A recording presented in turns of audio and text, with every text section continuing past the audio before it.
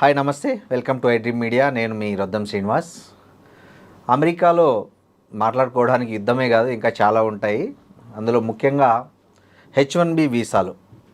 ఈ మధ్య 2026కు సంబంధించి అమెరికా H1B వీసాలకు సంబంధించి and H1B visa abuse act అనేది ఒకటి కొత్తగా తెచ్చింది. ఈ యాక్ట్లో చాలా కొత్త ప్రతిపాదనలు పెట్టారన్నట్లు. అంటే 3 ఏళ్ల కాల పరిమితి అని, తర్వాత వీసా ఫీజు ఎక్కువ చేయడము, తర్వాత ఎవరైతే అక్కడ వచ్చిన తర్వాత H1B వీసా వచ్చిన తర్వాత వాళ్ళ తరఫున అక్కడ వెళ్ళాలనుకునే వాళ్ళకు ఇట్లాంటి చాలా కొత్త నిబంధనలు పెట్టారు.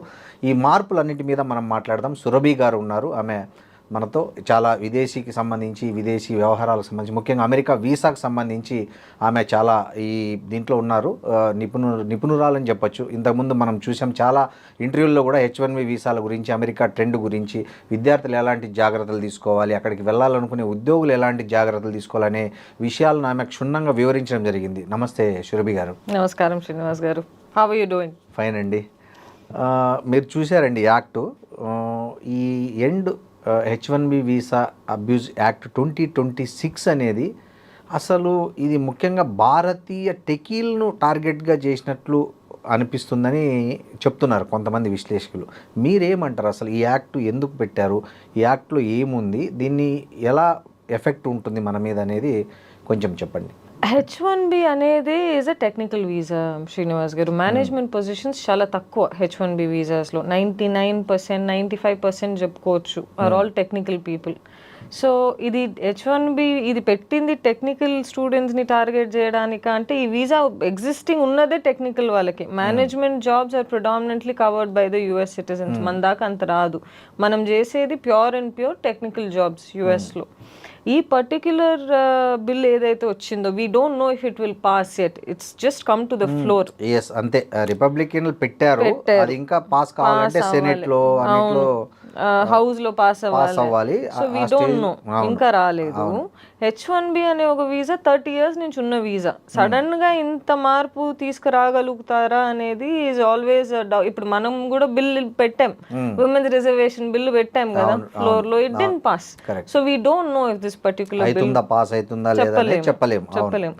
ఎక్స్ట్రీమ్ ఏం చెప్పేది, H1B వీసానే ఇంకా నెక్స్ట్ 3 years కి బ్యాన్ చేద్దాం అంటున్నారు. We don't need H1B visas anymore because Americans are not getting jobs is their debate, which is true. We are taking up a lot of their technical jobs, which is why they have put that ban in place maybe. ఇప్పుడున్న existing rules లోనే if you take there is $100,000 fees that needs to be paid. Post that ఇప్పుడు ఏంది, ఇప్పుడు OPT is also being taken off అంటారు ఈ ఉన్న బిల్లో. OPT అంటే ఏంటి? ప్రిడామినెంట్ గా if you see, after a student is finished his education, he gets a CPT and OPT. From OPT he goes through H1B. Okay. So now they're taking off the whole OPT process in itself, which means that they will limit the number of students who will go to the US. ఏ ఒక student అయినా యూఎస్కి వెళ్ళేది ఎందుకంటే, నేను ఈరోజు చదువుకుంటా రేపు ఉద్యోగం వస్తుంది అనే ఉద్దేశంతోనే పోతారు. చాలా తక్కువ మంది నేను వెళ్ళి చదువుకొని వచ్చేస్తా అని స్టూడెంట్స్ వెళ్ళేవారు. ఇప్పుడు ఓపీటీనే తీసేస్తా, H1 తీసేస్తా అంటే ఎందుకు వెళ్తారు స్టూడెంట్స్ వెళ్ళరు కదా. కదండి, ఈ బిల్లులో 3 ఒక కఠినమైన నిబంధనలు అంటే ప్రతిపాదనలు చేశారు వాళ్ళు. ఆ ప్రతిపాదనలో మెయిన్ ఫస్ట్ది ఏంటంటే 3 ఏళ్ళు కాల పరిమితి. రెండోది ఏంది 65,000 నుంచి 25,000 వీసాలను తగ్గించడం. మూడోది మీరు చెప్తున్న ఓపీటీ, దాన్ని ఇవన్నీ అంటే ఎందుకు అమెరికా అంటే వలసలను నివారించాలనుకుంటుందా, లేకపోతే అక్కడ ఉన్న స్థానికులకు ఉద్యోగాలు ఇవ్వడానికి కోసం ఇవన్నీ ఇంపోజ్ చేయాలనుకుంటుందా? అసలు ఏంటి దీని వెనక రీజన్ ఏమంటారు? ఇప్పుడు H1Bతో పాటు శ్రీనివాస్ గారు H4 అని ఇంకొక వీసా ఉంటుంది స్పౌజ్ కి, రైట్? ఇప్పుడు ఆ వీసాను they are going to take off. There is a pathway to green card. Now this current H1B proposes that the green card, they can never become a citizen. They should not have a pathway to green card అని చెప్పేసి. ఇది is a connected dot అండి that we have to connect. So ఒక student వచ్చేసి స్టూడెంట్లా వెళ్తాడు, అక్కడ వెళ్ళాక జాబ్ చేసినాక పెళ్లి చేసుకొని he takes his wife from India to the US, or the husband takes the wife takes the husband, whichever way it is. From there they have children. Their children automatically become US citizens కదా. So ఏమైతుందంటే I think Trump being Trump, Republicans are always against immigration. Ronald Reagan was, I think, the last president who was a Republican. And the last day of speech lanu cheppindi endante America is a land for immigrants, and that America stands at the top of every other country simply because of immigrants. But right now వాళ్ళు ఓ స్థాయికి ఎదిగేసారేమో, ఇంకా immigrant support మాకు అక్కర్లేదు, వద్దు. Elon Musk is also not an American, he is an immigrant to America. Right? So America is built by immigrants. Right now they've become anti-immigrants ఎందుకంటే they personally think immigrants వచ్చేసి మా jobs తీసేసుకుంటున్నారు, వాళ్ళ పిల్లలకే వాళ్ళ jobs లేనప్పుడు బయట వాళ్ళని ఎట్లా ఎంటర్టైన్ చేస్తామని ఒక థాట్ ప్రాసెస్. H1Bని మన ఇండియన్స్ అయితే అబ్యూజ్ చేసింది, విచ్ ఇస్ వాస్తవం అండి, మాట్లాడుకోవాలి అని మనం లాస్ట్ టైం కూడా మాట్లాడుకున్నాం. ఈ అబ్యూస్ మిస్యూజ్ చేసేసాం చాలా సిస్టమ్ని, ఫేక్ క్యాండిడేట్స్ ఎక్కువ అయిపోయినారు వాళ్ళకి. మరి ఇవన్నీ చూసి I think they made a decision to bring the bill to the floor, but it is two extreme. ఆ ఎక్స్ట్రీమ్నెస్ డెమోక్రాట్స్ పాస్ చేస్తారా, will they support that particular bill అని మనం చెప్పలేం, కానీ ప్రస్తుతానికైతే దిస్ ఇస్ ద సిచ్యువేషన్. ఇప్పుడు ఈ లాటరీ సిస్టమ్ తీసేసి మెరిట్ బేస్ అంతా ఎవరైతే అది పెట్టారు కదా, ఈ వేతన స్థాయిని బట్టి అక్కడ వీసాలు ఇవ్వాలనుకునే వాళ్ళకి అంటే స్టార్టింగ్ ఇప్పుడు ఫ్రెష్గా బీటెక్ పూర్తి చేసుకొని అక్కడ ఏదైనా జాబ్ కోసం అట్లా అప్లై చేసుకునే వాళ్ళకి ఇది అవరోధంగా మారుతుందంటారా? ఖచ్చితంగా మారుతుంది. ఎందుకంటే 65% లెవెల్ 4 జాబ్సే వీసాలు వచ్చే అవకాశం ఉందని చెప్తున్నారు. అవును, ఓన్లీ 15% 10% మాత్రమే టాలెంటెడ్ అయితే ఆ ఎంట్రీ లెవెల్కి వస్తుందని అంటున్నారు. సో ఈ ఎఫెక్ట్ అనేది ఎట్లుండబోతుంది మనకి? స్టూడెంట్స్ ఇంకా వెళ్ళలేరు కదా శ్రీనివాస్ గారు. ఇప్పుడు వెళ్ళినా కానీ ఓకే, సో ఇప్పుడు మనము 2026 తీసుకుందాం, 2026, 2027, 2028, 29లో పాస్ అవుట్ అవుతారు, 28, 29లో పాస్ అవుట్ అవుతారు అనుకోండి స్టూడెంట్స్. అప్పటి లోపల ట్రంప్ ఉండరు, అవును, and other president will come. So this might change, reverse అవ్వచ్చు. H1B ప్రస్తుతం ఉన్న వాళ్ళకైతే ఈ ఇయర్ పాస్ అవుట్ అయ్యే వాళ్ళకి ఇబ్బంది అవుతుంది. So that will become a major cause of concern. 100 immigrants ఉంటే ఇప్పుడు 5 మందికి జాబ్ వస్తుంది, ముందు 50 మందికి వచ్చేది, ఇప్పుడు 5 members. That is the ratio we're actually looking at. అంటే ఈ గ్రీన్ కార్డు కూడా అప్లై చేసుకోవడానికి వీలు లేకుండా ఎవరైతే H1B వీసా పొంది ఉంటారో వాళ్ళు అక్కడ పర్మనెంట్ రెసిడెన్స్కి అప్లై చేసుకోకుండా కూడా ఈ బిల్లులో ఉంది. సో ఇది కూడా మనకి భారతీయులకి కొంచెం ఇబ్బందికరంగానే చెప్పాలి కదా. ఇబ్బంది అంటే మనం పోయేదే దానికోసం కదా శ్రీనివాస్ గారు. మనం ఏమని అనుకుని పోతాం, ప్రస్తుతానికి వెళ్తాము, జాబ్ చేస్తాము, I will get married, my children will become US citizens, I will get a green card, I will also ఎవరు వెళ్ళే వాళ్ళు ఇండియాకి తిరిగి రావాలి అనుకోరు. కానీ ట్రంప్ ఆలోచన ఎలా ఉందంటే, వచ్చినారా, మీ సర్వీసెస్ ఇచ్చినారా, పోయినారా. ఆ సర్వీసెస్ కూడా ఎంతవరకు హీస్ డ్రాయింగ్ అ లైన్ అంటే, వచ్చి చదువుకోండి అంతే. What my country can offer you is only education, nothing beyond that is what is saying. కానీ ఇది చాలా మంది మనం చూస్తుంటాం, పిల్లలు అక్కడికి వెళ్ళి ఏదో చిన్న పనులు చేసుకుంటే తప్ప వాళ్ళు అక్కడ చదువుకోలేరు. తల్లిదండ్రులు మిడిల్ క్లాసు, మహా అయితే అప్పర్ మిడిల్ క్లాస్ వరకు అయితే చదువుకోవడానికి వెళ్ళే అవసరాల మేరకే వాళ్ళు డబ్బు ఏదో లోన్లు తీసుకొని చేస్తున్నారు. ఇప్పుడు ఈ ఓపీటీ తీసేయడం వల్ల ఆ పిల్లలు అక్కడ పరిస్థితి చాలా ఘోరంగా ఉంటుంది కదా. అంటే ఆప్షన్ ఏముంది వాళ్ళకి ఇంకా next? They have to return back Srinivas గారు. ఇప్పుడు మీకు వ్యాలిడ్ వీసా లేకుండా యుఎస్లో ఉన్నారని let's assume, and if the ICE agents find out that you are not on a valid visa, they will deport you back. Once they deport you back, you have very limited chances of going back to the US or for that matter any country in the world. ఒకసారి US deport చేసింది అనుకోండి, stamp పడిపోతుంది passport మీద. No other countries will also encourage to offer visas anymore. So we have no other choice. We go, we study, we come back. That's where we stand as of today. ఈ మన ఇండియాలో ఉన్నటువంటి ఏవైతే American కాన్సులేట్లు ఉన్నాయో అవి ఈ visa స్లాట్లను ముఖ్యంగా H1Bవి 2027 వరకు వాయిదా వేస్తున్నాయని అంటున్నారు. నిజమేనా ఇది? అండి నిజమే. కొన్నిసార్లు ఓపెన్ అయితే, అప్పుడప్పుడు స్లాట్స్ ఓపెన్ అయితే మన ఏజెంట్స్ కొందరు ఉంటారు, ముందే స్లాట్లు వేరే పేరు జరుగుతాయి బ్యాక్గ్రౌండ్లో, కానీ ఐ డోంట్ థింక్ అవన్నీ ఇప్పుడు ముందు జరిగినట్టు అవ్వదు. ఇప్పుడు process has become very strict. Apply చేసే వాళ్ళు కూడా అంతమంది ఉన్నారు శ్రీనివాస్ గారు. ఇంత హర్డిల్స్ ఉంది, బతకలేరు, అక్కడ వెళ్ళి జాబ్స్ రావన్నా కూడా అది ఒక సోషల్ స్టిగ్మా అయిపోయింది ఈ మధ్య జనాలకి. యుఎస్కి పంపించాలి నా పిల్లల్ని అని చెప్పేసి. ఇక్కడ మనం పిల్లల్ని తప్పు పట్టలేం శ్రీనివాస్ గారు. This is pure and pure parents fault. Peer pressure వల్ల వాళ్ళ కొడుకు వెళ్ళాడు, నువ్వు కూడా వెళ్ళు, అవునా కాదా? మీరు చెప్పండి. కంపారిజన్ చాలా ఎక్కువైపోయింది, పిల్లలు దాంట్లో సఫర్ అయిపోతున్నారు కదా. అవును. అక్కడ వెళ్ళినాక ఏం చేస్తారు? సరే అక్కడ వెళ్ళి మనం కోట్లు పెడితే అక్కడ ఉండగలుగుతాం, రూపీ టు డాలర్స్ కన్వర్ట్ చేసుకుంటే. పని చేయకుండా how will you support your child? Expectation ఏముంది పేరెంట్స్ది ఈరోజు? నువ్వు వెళ్ళు, ఎడ్యుకేషన్కి మేము కడతాం, సైడ్లో నువ్వు జాబ్ చేసుకో, నువ్వు అక్కడ బతుకు, అదే అంటున్నారు కదా పేరెంట్స్ ఈరోజు.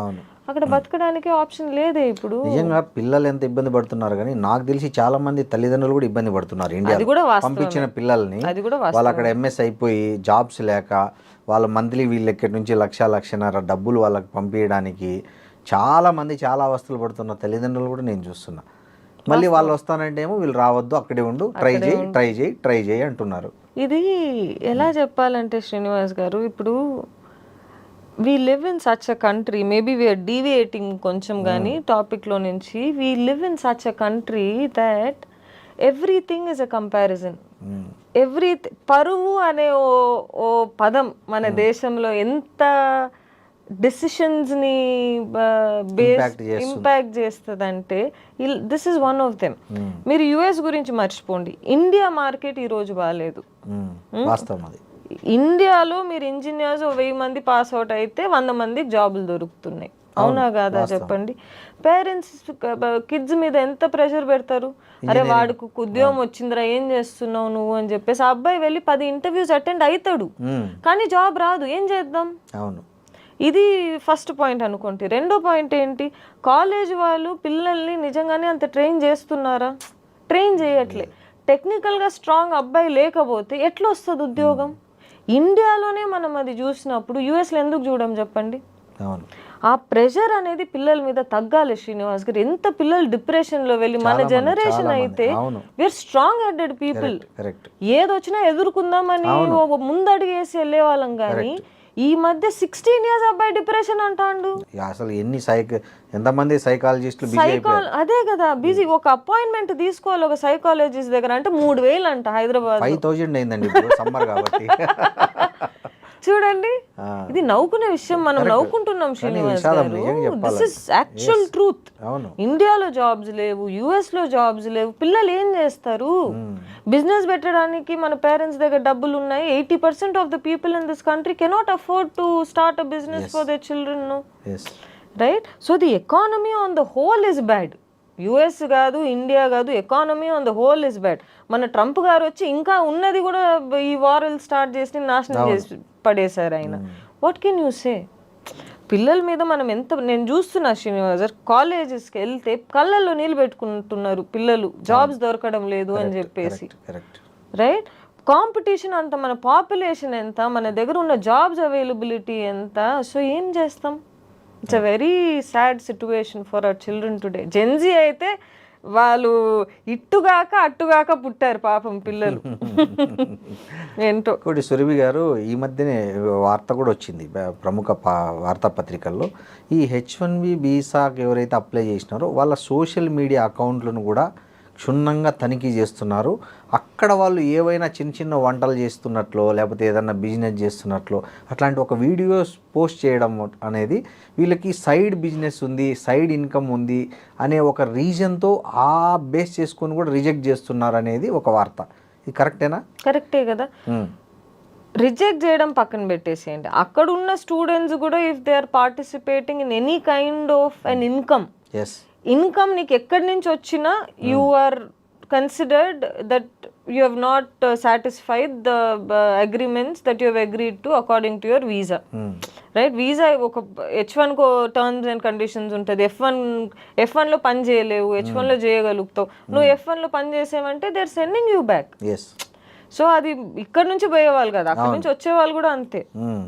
సో కాబట్టి ఎవరైనా విద్యార్థులు అక్కడ ఏదైనా పని చేసుకుంటున్నా రీల్స్ చేయడం కానీ ఇవి చేయడం కానీ రీల్స్ చేసుకోవచ్చు శ్రీనివాస్. అవి కూడా చూస్తున్నారని వచ్చింది, అయితే న్యూస్ వచ్చింది. అంటే reels is a very personal. అంటే రీల్స్ అంటే పర్సనల్ రీల్స్ కాదు, ఇగో నేను ఇట్లా చేశాను, నేను ఇక్కడ దీంట్లో జాబ్ చేస్తున్నా, ఇగో మా office. If you are not in a working visa and you're showing that you're working in any kind of atmosphere, be it a subway, be it IBM, wherever you are, I think people are, that is true. The social media accounts are being monitored. అక్కడ ఉన్న students కూడా monitor చేస్తున్నారు, India నుంచి వెళ్ళే students కూడా monitor చేస్తున్నారు.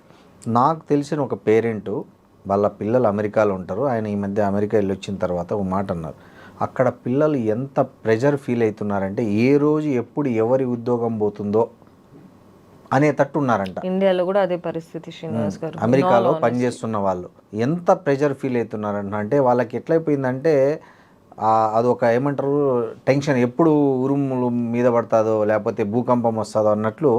అక్కడ రోజు వార్తలు కదా, ఇంతమందిని తీసేశారు, అంతమందిని మెటాలో ఇంతమందిని తీశారు, అమెజాన్లో ఇట్లాంటి వార్తల నేపథ్యంలో అక్కడున్న అమెరికాలో ఉంటున్న ఇండియన్స్ ఎవరైతే ఉన్నారో ఎంప్లాయీస్, వాళ్ళకు కూడా మనశ్శాంతి లేదని చెప్తున్నారు. ఎవరికి లేదు శ్రీనివాస్ గారు. First and foremost, if you're living outside of India today, as of today, especially in America, you have, I mean that's not a good place to be in ప్రస్తుతం ఉన్న సిచ్యువేషన్స్కి. అయితే మీరు ఇక్కడ నుంచి స్టూడెంట్ని పంపియండి, వీసా అన్నీ అప్రూవ్ అయిపోయింది, జాబ్ వచ్చేసింది అబ్బాయికి, పోర్ట్ ఆఫ్ ఎంట్రీలో పంపించేస్తున్నారు, డిపోర్ట్ చేసేస్తున్నారు. ఇక్కడ నువ్వు వీసా అప్లై చేస్తావు, ఇప్పుడు April 1st వచ్చే ఎంతమంది సెలెక్ట్ అయినారు ఆ దీంట్లో అని చెప్పి వచ్చింది. ఇప్పటి నుంచి నెక్స్ట్ 60 days వరకు we have time document submit చేయడానికి.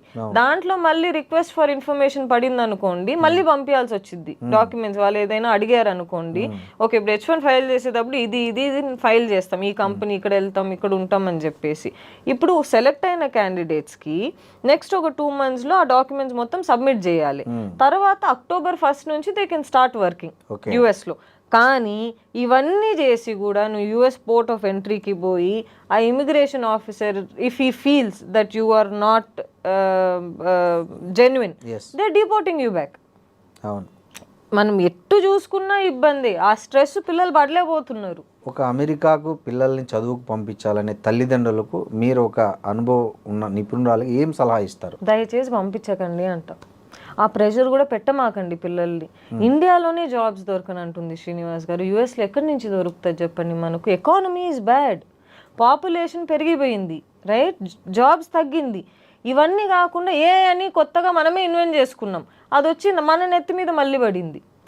ఏ ఒక ఇన్వెన్షన్ అయినా should serve the good for the people. కానీ AI has its own cons, AI has its own pros also.